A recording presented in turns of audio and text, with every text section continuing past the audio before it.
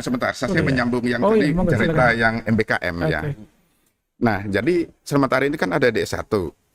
Apakah DS2 misalnya Ada. tidak bisa? Bisa, cuman Oke. kita belum ke situ. Tapi sebetulnya MBKM itu sudah ada di multidisiplin itu. Sudah ada. Jadi bagaimana mereka yang tadi udah sampaikan oleh Wadir satu tadi kan, misalnya ketika penelitian, itu kan ke industri juga mereka. Jadi sudah ada. Jadi namanya nama MBKM itu hanya penguatan saja. Oke. Jadi kita sebenarnya sudah melaksanakan MBKM itu, walaupun secara formal itu tidak. Tidak, ya, Sudah ada MBKM, mungkin sudah mendahului di pasca sini dari program MBKM itu. Oke. Sama dengan begini, Mas Eem, dulu misalnya kan tidak ada IKU itu ya, tidak Iya. ada. Lalu dosen yang pergi-pergi itu kan selalu khawatir. Contoh aja misalnya saya pergi, lalu ditelepon oleh rektor misalnya, Mas ada di mana sekarang? Sekarang yang saat ini kan malah didorong-dorong. Dulu kita kan agak, nah itu jadi sebenarnya kembali tadi MBKM, sementara ini yang formalitasnya itu ada di S1. Nah, jadi Tapi- bukan berarti pasca tidak ada. Oke. Secara Prakteknya artinya material itu sudah- sudah melaksanakan MBKM itu. Itu loh Mas Eem. Apa tadi mau ditanyakan ke saya? Oke, Pak, terkait tadi sandwich program, Pak, apakah sudah ada rencana dengan rekan-rekan di luar negeri atau maksud saya perguruan tinggi di luar negeri yang akan digandeng untuk program sandwich atau program-program lain yang terkait dengan penelitian? Saya coba. Iya. Kita untuk program dokter itu akan membuka pendidikan by research. Jadi tidak ada namanya kuliah di dalam kelas duduk gitu by research. Jadi dia datang, terus, iya. Pak, ya. Jadi dia datang udah dengan proposal. Jadi nanti seleksinya bukan tes TPA TKB itu, tapi seleksinya tes adalah proposal. proposalnya dia yang diajukannya itu layak untuk dilakukan atau tidak begitu di sana. Nah, nanti di program by research itu untuk program doktor dia boleh melakukan di mana? Nanti kita ini kan di misalnya dia by research proposalnya itu misalnya di dalam negeri itu bisa dilakukan di ITB gitu. Ya sudah dia penelitiannya di sana begitu. Kemudian kalau bisa harus ke luar negeri kan sekarang memang itu banyak dana-dana penelitian yang tawarkan pemerintah untuk program doktor ya. 1.000 dokter itu ya, betul. dari LPDP dan sebagainya. Nah itu bisa seperti itu Mas.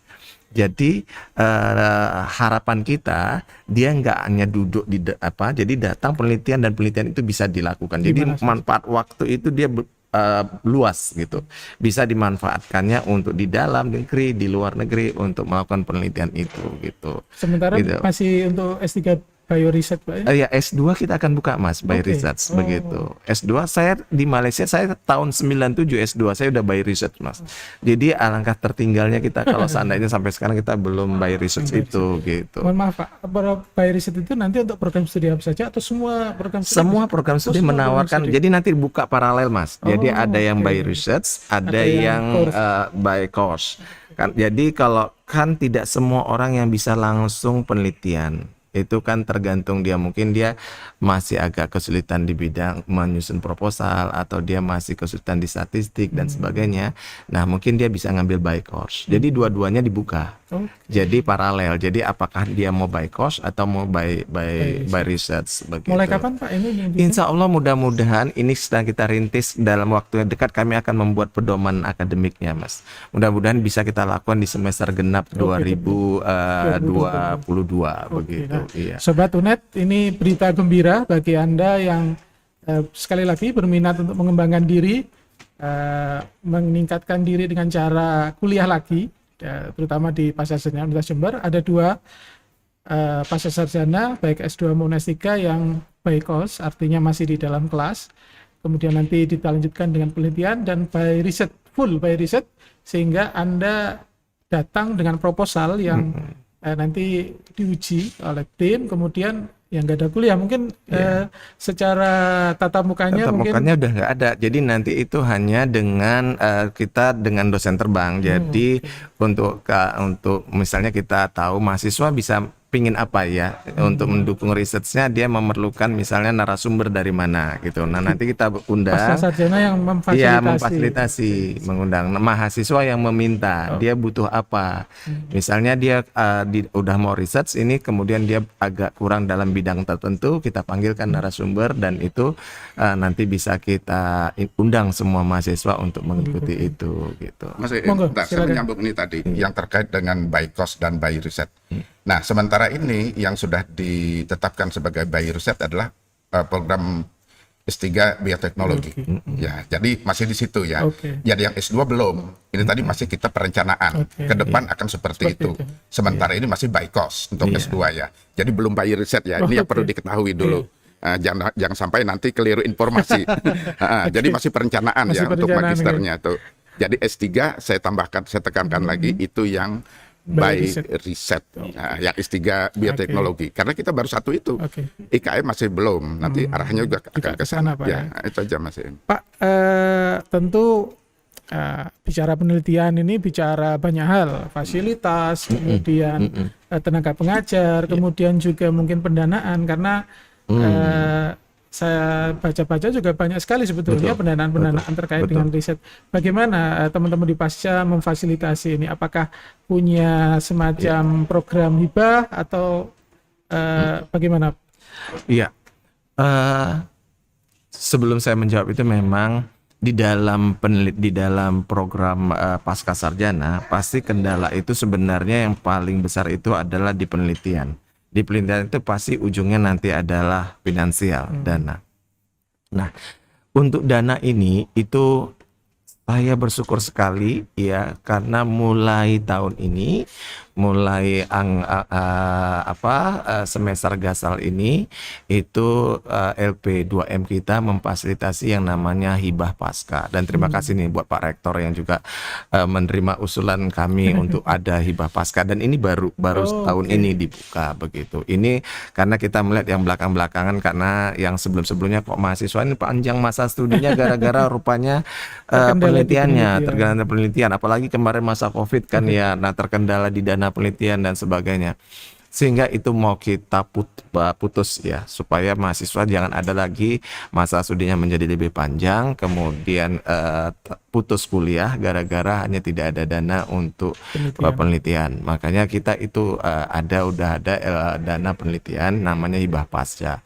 Jadi mahasiswa yang mulai sekarang nyusun tesis itu di semester, mudah-mudahan habis lebaran ini udah dibuka itu proposalnya oleh LP2M, itu bisa mengusulkan. Jadi bukan untuk tahun ajaran baru nanti, tapi yang sekarang pun sudah yang mulai. Angkatan 2020 kan sekarang lagi tesis 2020-2021 itu sudah bisa mengusulkan hibah pasca begitu.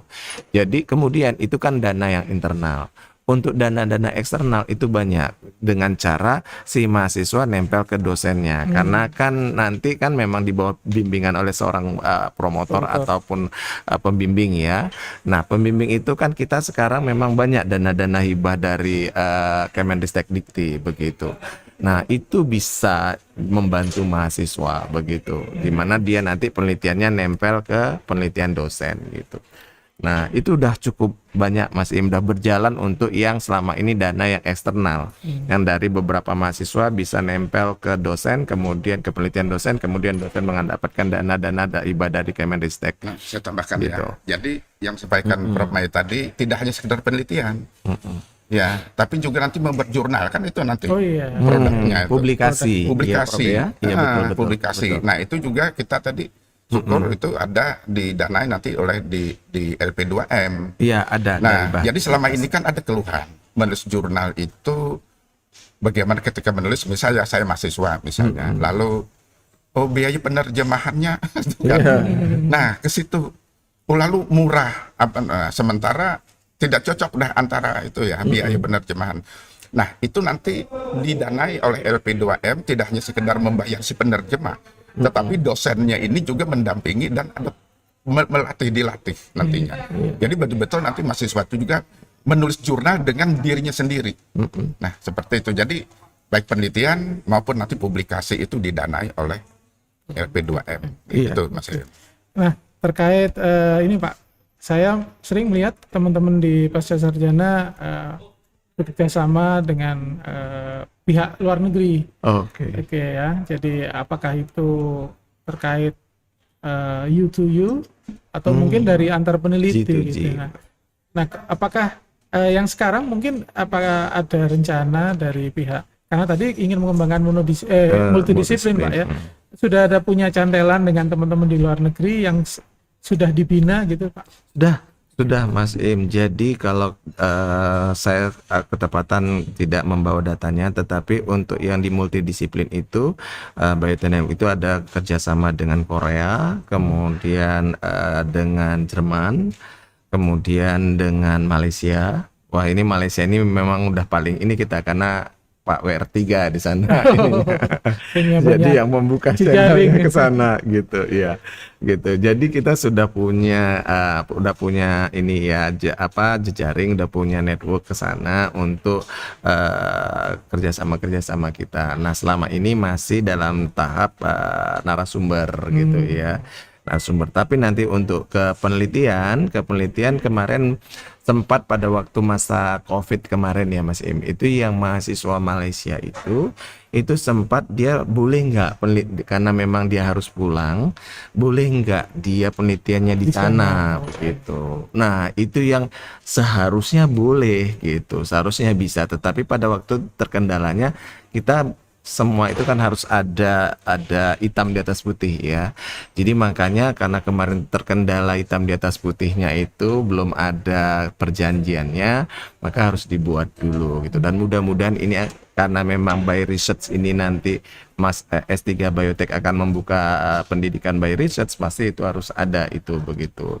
Jadi harus segera disupport dengan kerjasama di luar negeri itu untuk mereka mendukung penelitian yang mereka. Tadi disinggung juga salah satu caranya adalah dengan nempel di penelitiannya dosen. Iya, di penelitian dosen. Kalau boleh tahu apakah ada, katakanlah misalnya tahun ini pasca akan meneliti atau yang by riset akan meneliti tentang ini yang sosum ini gitu? Ada itu yang itu, arah payung penelitiannya payung penelitiannya. Sebenarnya payung penelitian itu sesuai dengan masih visi misi universitas dan visi misi dari program studi.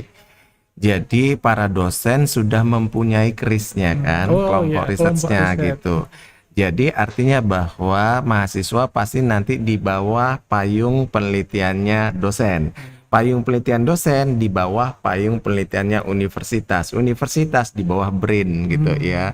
Jadi kita punya RIP penelitian. Nah, itu pun RIP penelitian kita itu juga nanti nempel ke sesuai dengan apanya BRIN kan. Jadi makanya otomatis semua penelitian tidak ada yang di luar itu begitu. Pasti semuanya arah penelitiannya mahasiswa, dosen itu sejalan gitu.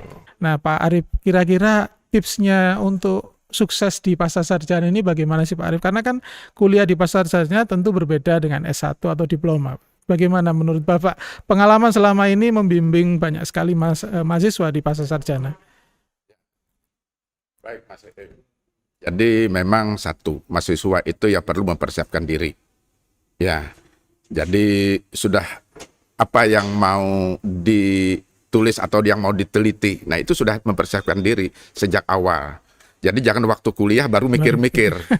Nah, terkadang itu ini perlu juga diketahui, ini pengalaman kita membimbing mahasiswa ya. Mahasiswa itu menulis misalnya tesis, ini kan tesis atau disertasi, lalu arahnya ke judul. Nah, jadi para mahasiswa kesempatan harus penelitian itu berbasis pada masalah dulu. Ya, jadi judul itu hanya mengikuti. Jadi jangan judul dulu, judulnya baik. Kemudian ketika merumuskan masalah tidak ada masalahnya. Lalu di sini kata orang Jawa golek-golek masalah, golek perkara. Iya, betul. Nah, jadi ke situ dulu. Itu yang saya tekankan. Jadi bagaimana dia menyusun desain risetnya itu juga harus berbasis masalah. Jadi itu yang terkadang terkendala. Jadi penguasaan metode penelitian itu begitu penting. Ya, dalam untuk berstudi di pasca sarjana ini. Itu yang harus disiapkan. Karena metode itulah yang nanti mengarahkan penelitiannya itu kemana ya. Nah, kalau misalnya saya di bidang hukum itu ya penelitian normatif. Apakah normatif saja? Nah, karena tadi arahnya sudah tidak lagi istilahnya apalagi untuk S3 sudah ke inter dan transdisiplin. Nah, ini sudah pendekatan-pendekatan yang tadi pendekatan-pendekatan yang sudah menyapa ilmu-ilmu lain. Tapi kalau misalnya di bidang hukum itu ya kembali lagi nanti kepada normanya. Nah, termasuk juga nanti di pascasarjana multidisiplin ini namanya sudah multidisiplin. Walaupun itu hanya sekedar nama, tapi dalam pengembangannya itu sudah ke inter dan transdisiplin. Nah, jadi ini juga yang tadi disampaikan Prof. Mai juga udah berkaitan dengan bidang-bidang ilmu lainnya. Nah, itu yang harus dipersiapkan. Jadi banyak diskusi dulu dengan dosennya, ya, mempersiapkan itu. Lalu, saya mau meneliti bidang ini. Nah, itu sudah dipersiapkan jurnalnya, literaturnya mana yang mendukung itu. Jadi tidak hanya sekedar, ini bagus, ideal, tapi tidak ada yang mendukung. Nah, jadi ini nanti menjadi penghambat studinya. Jadi banyak hal yang penghambat itu tadi tidak hanya sekedar pendanaan riset ya, tetapi juga dari diri mahasiswa sendiri, Pak. Di mahasiswa sendiri. Jadi terlalu berapi-api, tapi tidak didukung oleh berbagai literatur dan sebagainya. Nah, itu Mas Im. Perlu tambahkan, Mas. Iya. Jadi sebenarnya untuk studi di pasca itu tidak sulit. Yang pertama itu memang ya niat ya. Jadi niat itu memang niat dari diri sendiri, bukan ikut-ikutan gitu trending. Oh, ini teman-teman saya ini udah pada magister nih gitu. Enggak gitu ya, pasti harusnya niat dulu. Kemudian yang kedua, niat itu pasti didukung oleh tekad dan kemandirian. Yang pertama saya maksudkan adalah kemandirian itu kan kita memang sudah long life learning ya. Jadi sepanjang hidup itu kita memang harus belajar. Jadi bagi rekan-rekan kita di luar sana itu pasti harus berpikir bahwa kita akan ketinggalan zaman. Kita akan ketinggalan teknologi kalau kita nggak mau belajar terus begitu. Nah, belajar itu memang sebenarnya bukan hanya harus di bangku kuliah atau di universitas, dimanapun kita bisa belajar.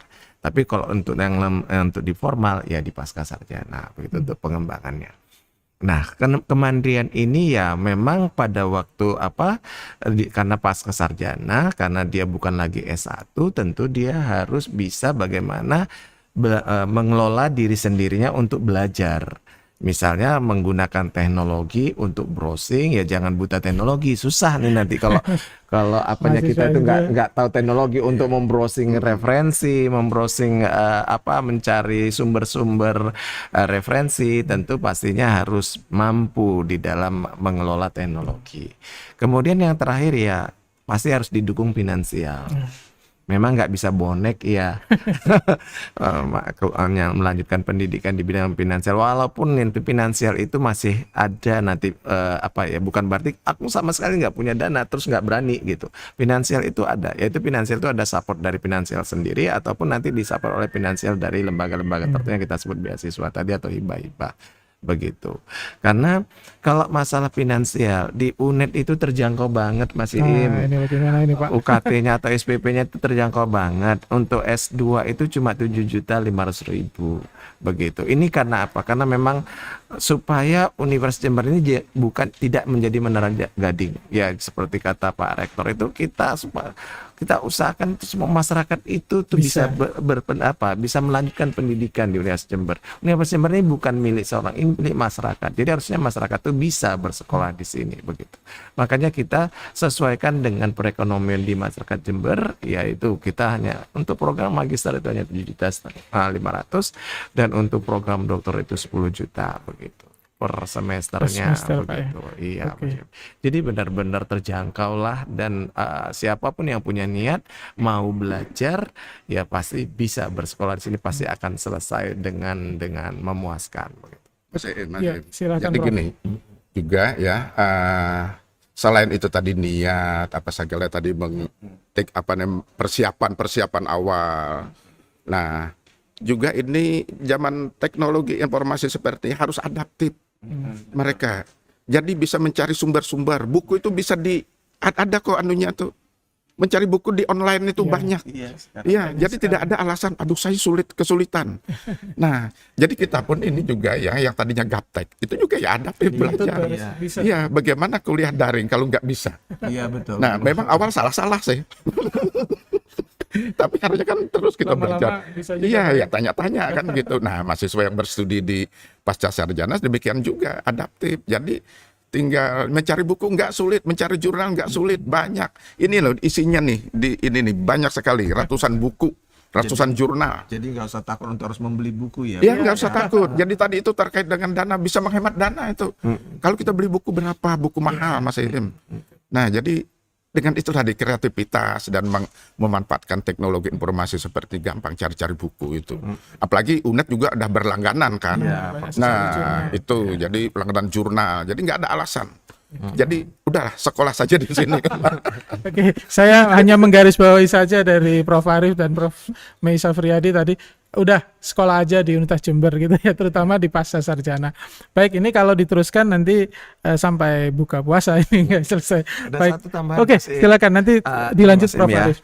Jadi begini, bagi rekan-rekan di luar sana yang memang ingin bersekolah di sini, ini juga kita ada pengembangan yang namanya mitra. Yang jadi bagi yang mungkin dia di daerah tertentu, yang mungkin ada beberapa kelompok begitu ya. Nah itu kita bisa membuka kelas untuk mitra tersebut gitu. Jadi yang sekarang ini yang sudah kita jalan itu ya dengan BKD Lumajang. Jadi ada kelas khusus yang memang itu adalah pegawai-pegawai di BKD Lumajang begitu.